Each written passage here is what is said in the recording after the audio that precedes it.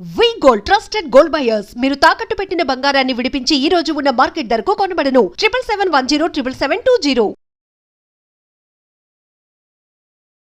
Hi hello నమస్తే welcome back to our channel. నేను మీ వైషు. గత కొన్ని ఏంటి కొన్ని సంవత్సరాలుగా తల్లా పెళ్ళామా అనే సిచ్యువేషన్ ప్రతి ఇంట్లో చూసే ఉంటారు. ఏదైనా సిచ్యువేషన్ వచ్చినప్పుడు తల్లి వైపు నిలబడాలా, పెళ్ళాం వైపు నిలబడాలా, అటేమో కన్న తల్లి, ఇటేమో అన్నీ వదిలేసుకొచ్చిన భార్య, ఎవరి దగ్గర నిలబడాలి, ఎవరి సైడ్ తీసుకుంటే ఎవరు ఒప్పుకుంటారు? ఈ కాన్ఫ్లిక్ట్ అందరి ఇళ్లలో నడుస్తూనే ఉంటుంది కదా. దీనికి ఇంట్రెస్టింగ్గా నాకు ఆన్సర్ ఇవ్వడానికి అందరికంటే పర్ఫెక్ట్ అనిపించిన ఏకైక వ్యక్తి సోషల్ యాక్టివిస్ట్ కృష్ణకుమారి గారు ఉన్నారు. మేడంతో మాట్లాడదాం. హలో మ్యామ్, నమస్తే. సో తల్లా పెళ్ళామా, ఏదైనా ఒక విషయం, ఏదైనా ఒక సంఘటన ఇద్దరి మధ్యలో వచ్చినప్పుడు భర్త అటు నిలబడలేడు, ఇటు నిలబడలేడు. ఎవరి సైడ్ స్టాండ్ తీసుకున్నా ఇంకొకరు గొడవ వేసేసుకుంటారు. మా అమ్మ చెప్పినట్టే వినాలి అంటే భార్య ఒప్పుకోదు, నా పెళ్ళని చెప్పినట్టే వింటానంటే మందు పెట్టేసింది నీ భార్య అని తల్లి అనేస్తుంది. ఎవరి సైడ్ నిలబడాలి? ఎవరి సైడ్ నిలబడితే ఎవరు ఒప్పుకుంటారు? అసలు తను ఎవరి సైడు నిలబడక్కర్లా. ఎందుకంటే ఆమెకి ఆమె సమస్యలు పరిష్కారం చేసుకోగలిగిన సత్తా ఆ తల్లికి ఉండాలి, ఇటు ఈ భార్యకి ఉండాలి. ఇళ్లలో జనాలుగా మామూలుగా ఏం ఆలోచిస్తుంటారంటే ఏదైనా తండ్రో లేదంటే మామగారో లేదంటే తాతగారో లేదంటే భర్తో లేదంటే కొడుకో వీళ్ళు మాత్రమే సమస్యలు పరిష్కారం చేస్తారు, వీళ్ళ చేతిలోనే వ్యవహారాలన్నీ ఉంటాయి అనే ఒక ఉద్దేశంతో కుటుంబ వ్యవస్థ అలా డిజైన్ చేయబడింది. ఇదే మనం పురుషాధిక్య సమాజం అంటాం. అయితే ఈ దీంట్లో తెలియకుండా మనుషులు డిజైన్ చేయబడతారు. ఏంటి అంటే ఒక స్త్రీ ఖచ్చితంగా నేను నా తండ్రికి, నా అన్నకి, లేదంటే తమ్ముడికి, చిన్నోడైనా తమ్ముడికి, తరువాత భర్తకి, ఆ తర్వాత పెళ్ళైపోయిన తర్వాత మామగారు, లేదంటే మరుదులు, లేదంటే బావగారులు, ఆ తర్వాత కొడుకులు, వీళ్ళందరూ నా జీవితంలో నిర్ణయాలు తీసుకుంటారు. వీళ్ళందరిపైన నేను ఆధారపడతాను, వాళ్ళందరూ నన్ను చూసుకుంటారు అనే ఒక భావనలో ఒక స్త్రీ ఉంది అనుకోండి. అప్పుడు వీళ్ళందరూ ఈమె మీద పెత్తనం చేస్తారు. అదే కదా జరుగుతుంది. అదే నేను అంటున్నా, దీన్ని బద్దలు కొట్టాలి. అప్పుడే ఈ సమస్యకు పరిష్కారం దొరుకుతుంది. అసలు ఆయన ఎవరు తల్లి పక్కన ఉండాలా, కొడుకు పక్కన ఉండాలా అని డిసైడ్ చేసుకుంటానికి? అసలు మాకు సపోర్ట్గా ఒక మనిషి కావాలి అని వీళ్ళు అనుకోని రోజు వచ్చిన రోజునే ఈ సమస్యకు పరిష్కారం దొరుకుతుంది. ఇది నెవర్ ఎక్స్పెక్టెడ్ ఆన్సర్. ఎందుకంటే వాళ్ళిద్దరి మధ్యలో మ్యాండేటరీ ఉంటారు కుటుంబ వ్యవస్థ. నేను అదే అంటున్నా. ఇప్పుడు ఆమె జీవితంలో ఏం కావాలో ఆ తల్లికి ఆమె చేసుకోగలిగి ఆమె భర్త ద్వారా వాళ్ళిద్దరూ చాలా సంతోషంగా బాగున్నారు అనుకోండి. ఇప్పుడు ఒక కొడుకు కోడలు బాగున్నారు, నాకంటే వాళ్ళు సంతోషంగా ఉన్నారనే ఫీలింగ్ ఆ తల్లికి రాలేదు అనుకోండి, అసలు ఇలాంటి సందర్భాలే రావు. అలాగే ఇప్పుడు ఈ భార్య కూడా తన జీవితంలో ఏం జరిగినా సరే నా భర్తకి మా అత్తగారు ఏదో చెప్తుంది, మా అత్తగారి వల్లే నా జీవితం ఇలా అయ్యింది అని ఈవిడ అనుకుంటుంది అనుకోండి, ఇంకా పరిష్కారం ఎట్లా దొరుకుతుంది? అంటే మనము ఒక రిలేషన్షిప్స్ని, మన చుట్టూ ఉన్న మానవ సంబంధాలని కొంచెం సెన్సిటివ్గా, కొంచెం లాజికల్గా, కొంచెం మానవీయంగా, కొంచెం ఒక సిస్టర్హుడ్లో ఆడవాళ్ళందరూ ఉన్నారనుకోండి, వీళ్ళ మధ్యలో వచ్చి ఒక మగవాడు వచ్చి పెత్తనం చేయడానికి ఉండదు. అసలు ఇప్పుడు ఈయన కాళ్ళు ఎగరేస్తూ ఉంటాడు, మా అమ్మ నన్నే కావాలంటుంది, మా ఆవిడ నన్నే కావాలంటుంది, అసలు అబ్బా నా అంత పోటుగాడు లేడు అన్నట్లు మగవాళ్ళు ఫీల్ అవుతారు. అసలు నేనంట అసలు వాళ్ళిద్దరికి ఏం కావాలో నువ్వెవడివి చూడటానికి? అలా ఒప్పుకోరు కదా. అంటే మా ఆవిడ జాబ్ చేయాలనుకుంటుంది, నేను చేయమని చెప్పా, మా ఆవిడ ఇది కావాలనుకుంటుంటే నేను తీసుకోమని చెప్పాను. ఇదే తప్పు. అదే మగవాళ్ళు ఈ స్టేట్ ఆఫ్ మైండ్ నుంచి బయటపడాలి. వాళ్ళు బయటపడితే వాళ్ళ చుట్టూ వాళ్ళు బయటపడతారు. లేదు అనుకుంటే అతను బయటపడట్లేదు అంటే వాళ్ళ భార్య ఆ స్టెప్ తీసుకోగలగాలి. మీరెవరు ఆవిడ జాబ్ చెయ్యాలనుకుంటే చెయ్యమని చెప్పడానికి? ఎగ్జాక్ట్లీ. కొంతమంది చెప్తుంటారు బయట, అసలు నాకు ఇష్టం లేని కూర మా ఆవిడ వండదు తెలుసా అంటే, ఇప్పుడు నీకు ఇష్టమైన కూరలన్నీ ఆవిడ తినాలా? అదే కదా. లేదంటే ఆవిడకి ఇష్టమైనయే నువ్వు తినాలా? ప్రేమ ఉంటే షేర్ చేసుకుంటారు, అది వేరే విషయం. అవును. అంటే కొంతమంది మేము మా ఇంట్లో ఎంత పెత్తనం చేస్తున్నామో తెలుసా అని మగవాళ్ళు కొంచెం చెప్పుకుంటారు, సొసైటీలో చెప్పుకుని కాళ్ళు ఎగరేస్తూ ఉంటారనమాట.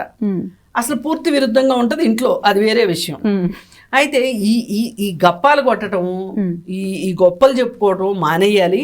ప్లస్ ఇక్కడ ఇద్దరు ఆడవాళ్ళని మీరు చెప్పారు, ఈ తల్లి గాని ఈ పెళ్ళాం గాని వీళ్ళిద్దరూ కూడా అసలు వీళ్ళిద్దరూ సఖ్యంగా ఉన్నారనుకోండి, ఈ గోలే రాదు కదా.